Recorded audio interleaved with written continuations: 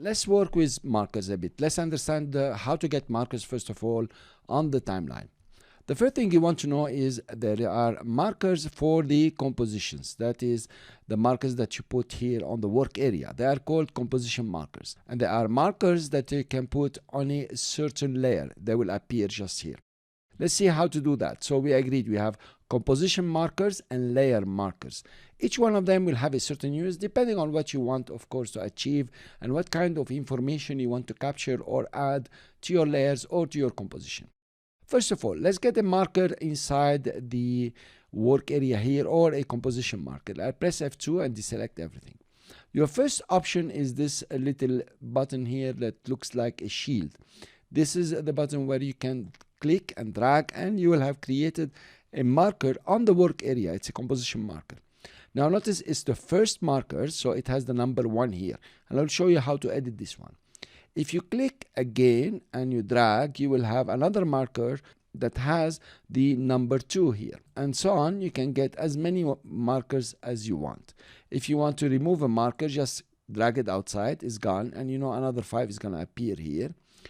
Or if you want to delete a marker, all you have to do is just press Ctrl and there is the scissor that will appear here and you will be clicking and deleting the marker.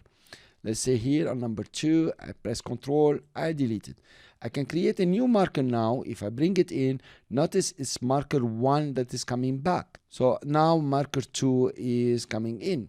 So After Effects is very stubborn. It wants to start 1, 2, 3, 4, 5. It won't let you start 3, 4, 5, 6 unless you delete the first 2 markers.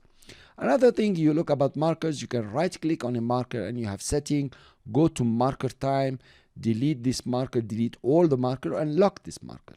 Let's go to marker time. So notice where is my timeline indicator. It's in the beginning here. If I click go to marker time, because I right click on this marker, then the timeline indicator will come over here. Now this is wonderful because if you are like this, okay, and it's over here and you want your timeline indicator to come over here, all you have to do is to right click and say go to marker time, and here you are. Now this is the way to navigate. Also you can use shift and it will snap on the markers. As usual, shift will snap, you know, on everything. Then you can right click on a marker and say, of course, delete this marker. I bring another one here. I like them 1, 2, 3, 4. Then also I have delete all markers, so I'm not gonna do. But the nicest thing here is settings. If I click on setting, I can either right click and click on setting or double click on the marker and the settings will open. So in the setting I have the time, it means where is this marker, and I have the duration of the marker.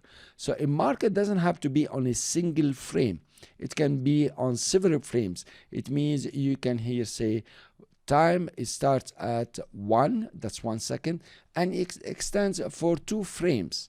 Then you can come and say I want to change the comments here. You say this is marker 3 and 3 text here, for example.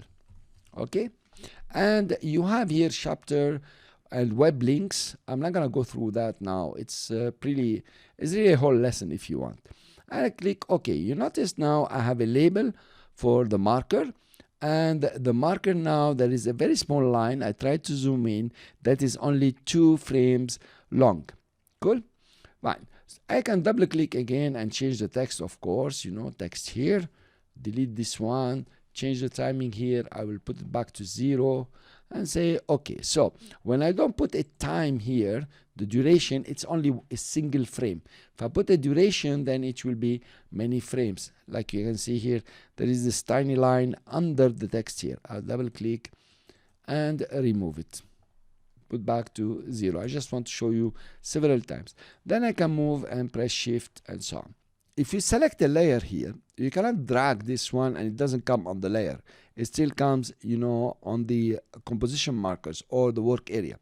But to add a marker here, you have the choice of pressing the star button or the multiplication button in the numeric pad, not in the above the 8, in the normal pad. And if you don't have a numeric pad, then you are in trouble. That's how After Effects did it, at least as much as I know. If you press star, you notice your marker comes here, and you can move and press star again. You can choose another layer and put a marker here using a star. Now there is another way. I will delete all markers. So that's a good example. Deleting all the markers. Now notice what happened when I right clicked on the marker in the composition markers in the work area. I deleted all the markers in the work area. I can come over here and say delete all markers. It will delete the markers only on this layer, all the markers on the layer. And this one I can say, okay, delete this marker is alone. Fine. There is another way to put markers, is to press Shift 1 and you put on the composition or the work area, that's a composition marker, marker number 1. If you move on and press Shift 2, you will put marker number 2. Move on, you can move backward also, press Shift 3 and you put marker 3. So this is another way to put composition markers. I do not know of any other way to put layers markers except with the star, and that's all I use. I make sure I have a numeric keypad that is connected to my computer so I can use this star. It's very important that this star works. And also when you're playing games, it's very good to have the numerical path, by the way. Okay, so now I added several markers here. So also what you can do is come to a marker here. For example, let's delete all other markers or delete all markers. Put a marker and decide, okay, you double click on it. And you don't want this marker at 18 frames. What you want it is at 50 frames, for example. Press enter and here you are. Your timeline indicator did not move, so don't get very confused. And 50 frames is 2 seconds. So when you change the marker time, be careful, your timeline indicator will not jump to this marker time. Okay, click OK. It's just the marker that moved. I hope this was clear for you. Then I come, of course, double click on the marker and say, okay, marker 1, no, I mean layer marker, something like this. Okay, we got it. Now this is how to manipulate markers, and this is how to delete all the markers and work with them. It's pretty easy, it's pretty simple, but I would like you to start using it. Because how do you use it? You mark, for example, it's very useful when you're doing kinetic typography.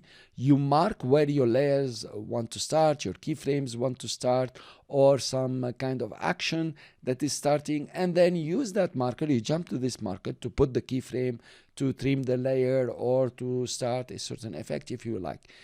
But what is most important is, first of all, you can leave documentation for other people after you. That's one. Or just the people who are taking care of your project, for example. But also, I tell you, I put these markers a lot in my big projects, the important one, of course. Why? Because now I remember everything for the next 1 week. I will remember this project. But after 2 months, if I am told to change that project or to add to this project, I really cannot remember what's this keyframe for and why did I put it there. And the tendency is to press the delete button and start over again. But since I'm in business with After Effects, doing that will mean a lot of loss of time, which means also loss of money. So please try to start using the markers, put some, get the habit. And in the next lecture, we'll bring in the MP3, we'll look at sound, and we mark certain words within the song. I'll see you then.